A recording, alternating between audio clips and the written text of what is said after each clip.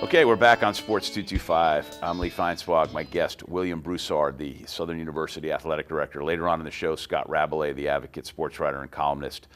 William Broussard has, in the last year, experienced a lot of interesting things as the Athletic Director at Southern University, not the least of which was a first-year guy, and you had to replace your football coach. Yeah. And the football is so paramount to any athletic program, but especially at Southern with the tradition that it has. And luckily, you seem to have come up with a really, really good guy in Dawson Odom. Well, and I'd be remiss if I didn't say that Stump Mitchell, really fortunate to have the time that I had to work with him. Just a class act, a great man, cared about our student athletes, but there were certain elements in the program that, just observing it from day one, where I just had questions about how much success we could achieve. And some of that had to do with the way that salaries were aligned. And so, when you have a limited salary pool and so much of that is tied up in the head coach's salary, it does create challenges in terms of what kind of support you can engender and what kind of assistant coaches you can bring in. So, but one particularly impressive assistant coach that was already on the staff that I really made note of in the practices that I observed was Coach Odoms. Just liked his intensity, his balance of humor and personality with intense and laborious instruction, of the student athletes he was working with in particular. And he really has been preparing himself to become a head coach.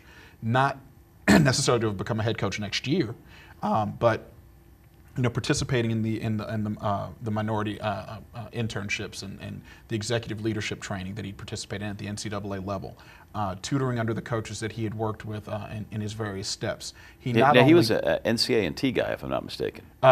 Central for his undergrad. Yeah. But all the time that he was working under different head coaches, he wasn't just coaching football. Right. He wasn't just teaching football. He was watching coaches. He was emulating, great coaches. And so he's been preparing himself for that role, and it showed. We had roughly 10 days, between the Mississippi Valley game to getting on the road and going and playing our arch rival, Jackson State at their home arena.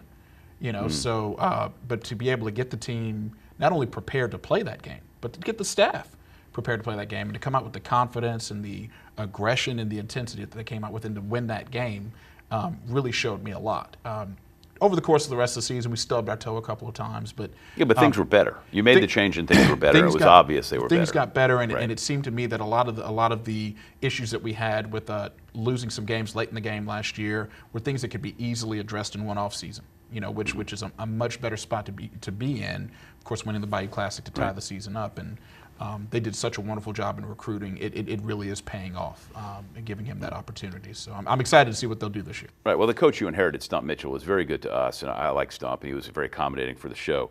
But in his first year, after they won the first game, he predicted they would go undefeated. Then the rest of the year, things went downhill from there. And it's just as a football coach, you can't write checks, you can't cash. And there's a.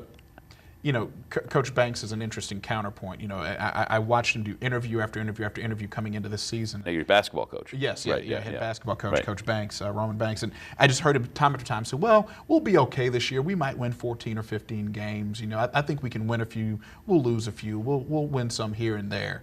Of course, we go 23-10, win the SWAC championship, and come within a hair of beating Gonzaga. So, you do have to sort of temper expectations. If they're very high, you have to tamp them down a bit. If they're very low, you have to bring them up a little bit. You always want to land somewhere in the middle, where you kind of keep people even keeled. Yeah. And so, predictions of undefeated seasons. Even if you're Nick Saban, you predict an undefeated season, you go 13-1, you fall short of it. Even though you're walking back with a big crystal trophy. So, that can get a little hairy. Well, we'll talk about basketball, but I saw them early on in the year and caught a game, and I said, these guys are good. Right. I saw right away that was a really, really good team. But anyway, so back to football. Mm-hmm. What are the biggest challenges in terms of the marketing, the promotion, getting more fannies in the seats and all that? Because the stadium has been finally upgraded to, a much higher level. Sure. Yeah. You should have seen the old press box.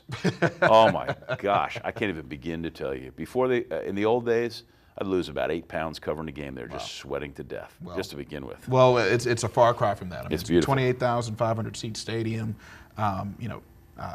It's beautiful. It's well apportioned. It's the size that you need it to be. At our level, you don't want a stadium that's too small, where you're constantly having to turn people away, or too big where you can't fill it. The biggest challenge for us, honestly, is staffing. We're just limited staff. I don't have a marketing staff. I don't have a marketing person within the athletic department, and we don't have a university marketing staff either. So when it comes to marketing season tickets, people say, well, if you win, people will show up. Well, why do you have teams that are, filling stadiums across the country who aren't winning? And why do you have teams that are winning who don't fill stadiums? Marketing's important. Yeah. Promotions are important. And in a year where we go 4-7, well, we'd gone 4-7 the year before, but we had a 26% increase in attendance last year. Marketing and promotions counts. So, being aggressive with your messaging, getting the good stories out there through our media partners, through the media capital that we've been working hard to develop over the past year, and then through social media and being having a robust presence on Facebook and Twitter, and using those free ways to engage our fans there, to communicate specials that we've got, special promotions that we've got, who we're recognizing, what kind of events we're having, and then really just rolling your sleeves up and putting the events together, having discounted tickets that you do for certain promotions that you're putting on. Sure. Promoting that you've got big name people. We had Erykah Badu and Floyd Mayweather at homecoming. We had a flyover for the first time in Southern football history, at Mumford. So putting things like that together are important, but then marketing and promoting them, is important too. So that's, that was my side job. In addition to being athletic director, sure, but was doing marketing and promotion. But you knew what you were getting into. I did, and I've had to work in multiple capacities before, so it's not new to me. But that to me is our biggest challenge. The wins will come. I think we've got a great staff. We've got a good team, a really solid recruiting class. The wins will come, but you've got to prepare as if you expect to have that undefeated season, just in case you do. You want to be sure that you've got the kinds of things in place that entice fans to participate. So that's really our biggest challenge right now is finding the resources in terms of the manpower and the media resources to be able to promote what we do as an athletic department to reestablish that identity and then really develop that brand so that people feel compelled to follow along. Well, back when Southern University athletic director William Broussard was a little boy, the attendance was a lot greater, and there were times when they would take 20,000, 25,000 fans to Southern football games, places like Nicholls State or going over to play at Houston. And I think it's possible to recapture that. And winning, though, marketing's good, but winning, going 10-2. Sure. Well, and I'll tell you that's become infinitely hard. I mean, some of the other challenges that we face are invisible. Back in those days that you're talking about, you're looking at open admission standards at state schools that are now selective to partially selective admission, so it's more difficult to get in student athletes. So a lot of student athletes who would have been quality student athletes at Southern University or Grambling or Northwestern or McNeese 10 years ago, they're going to Texas Southern, they're going to Sam Houston, they're going to Stephen F., they're going to Central Arkansas, they're going to Alcorn and to Jackson, because it's more difficult for us to get them into our schools, which have increased standards. The NCAA has increased its standards. We've introduced the APR calculation, which you're all too familiar with, which has made it difficult for all of our schools. So it's much more difficult now for us to recruit. We have to take a break before I cough myself into oblivion. Sure. Right, got that tickle in my throat and can't stop. William Broussard is the Southern University athletic director. We'll pick this up where we left off when we get back on Sports 225.